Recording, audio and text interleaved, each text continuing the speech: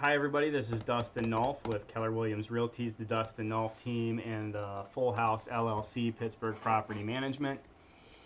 Today we are going to discuss simple home budgeting. It's a skill that unfortunately too many people in America do not have.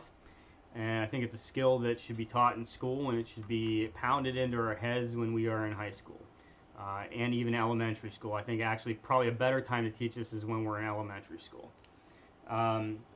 So the thing about home budgeting, and maybe there is a bit to the conspiracy theory that we're not taught it because businesses and government want us to spend all our money because it creates this great economy for America, right? So the problem with that is it also creates generational poverty, and if we don't know how to do this sort of stuff, then we don't teach it to our children. Our children don't learn it, and we're not leaving our children any better off than we are. So if you have kids or you feel like you're going to have kids someday, you should learn this and you should teach it to your kids because you want to leave them better off than we were.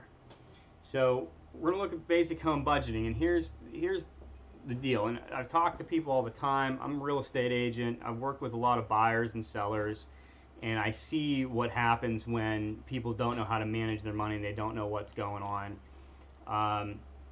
You end up with buyers who either try to or spend too much money on a property, and they end up getting into a cycle of debt, and they can't afford it, and then they end up in foreclosure 3 to 5 years later, and it was all because they wanted that property that they couldn't really afford, and they just wanted it no matter what their advice was.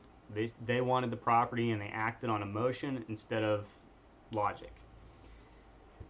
I've run into many sellers in the same situation. They want to be an investor, and they didn't crunch the numbers correctly. They didn't know how to budget money, and they thought that because they had $1,000 a month coming in, that they could spend $1,000 a month, and that's not the way it works. In real estate investing, sometimes it's you're lucky if you even got $50 a month coming in that you actually can spend. So we're gonna look at home budgeting. And for example, so I had a buyer one time said, well, I make about $3,000 a month, so I could afford like a $2,000 a month mortgage payment. I'd be okay with that.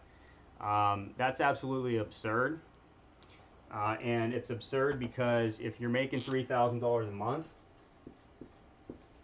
then the government's taking at least $1,000 a month for your taxes, okay?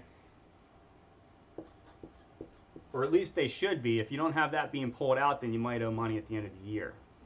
So that leaves you with $2,000 a month. So if you think you can afford a $2,000 a month mortgage on $3,000 a month, well, how are you going to buy food? How are you going to pay for your electric bill, your gas bill, your taxes, your insurance, anything like that? And that ain't happening. So you need to understand that when it comes to home budgeting, you're starting with this number here, not this number, because this number is not what you're actually taking home. Okay, so when it comes to home budgeting, you need to a budget is very similar to a profit and loss statement. You're going to take your income, and to be more specific, we're going to call this net income. So you got money coming into your bank accounts, and it may just be in the form of a paycheck. Maybe you get paid once a week or once every 2 weeks, and you have it auto drafted into your bank account. We want to look at what's actually being put in there, not what your gross paycheck is, right? So you're paying your taxes and stuff that comes out of it before you even get it, and then you're left with a net, and we're going to be looking at that net income.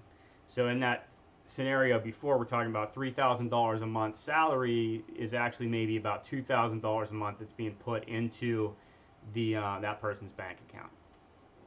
So you're going to take your net income, you're going to subtract out your expenses, and you're going to be left with, in the business world, you're going to be left with either profit or loss, one or the other. When it comes to your household, you sure better be left with some profit, because if you're left with loss every month, that means all you're doing is building debt. You're running up credit card debt, you're running up whatever, loans, home equity debt, whatever. You don't want loss. If you do a budget and you find out that you're leading with loss, then you need to figure out what you need to cut back on expense-wise. So when it comes to expenses,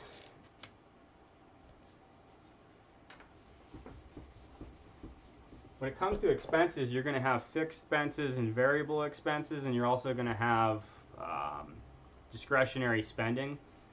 So like, I went out and I bought a 6-pack today. That's discretionary spending. Do you really need a 6-pack? No, you don't need a 6-pack. Okay, so if you don't need it to survive, then it's not something that you need to spend money on, and that's called discretionary spending. So you're going to have, with expenses, you're going to have fixed costs, variable, and you're going to have discretionary.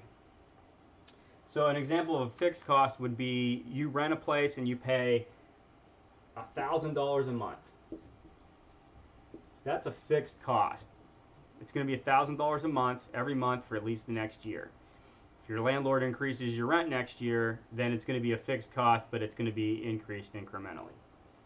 A variable cost is like your gas bill or your electric bill. So right now, well, actually last month in the Pittsburgh area, our gas and electric bills should have been kind of the lowest that they're going to be all year.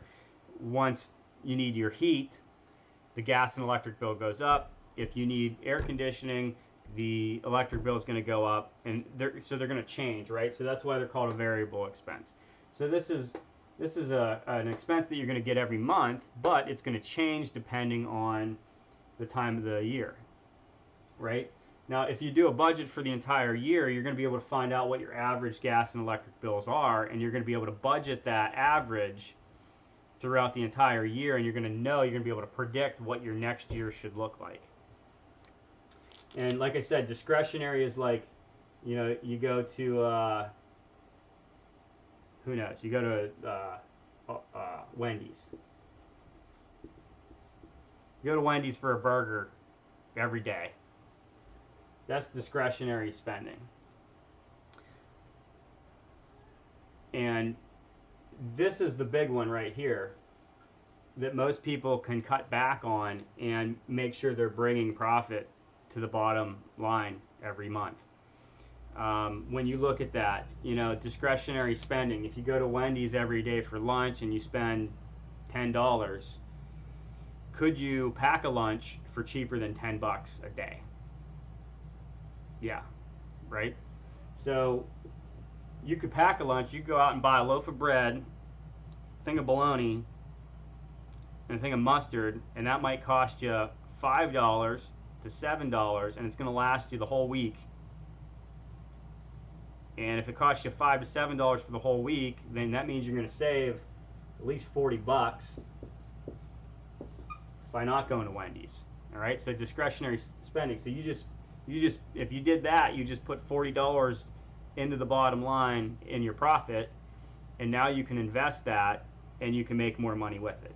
So that's the basics of how a home budget works. If you want to learn more, we'll actually walk through an entire budget. I'll show you how to do one from scratch, and we'll show you how it works, how to make life easier for yourself to do it from scratch. Just check out the links below this video. If you like this video, please give it a thumbs up, subscribe to the channel, and support me on my Patreon site. There's a link below.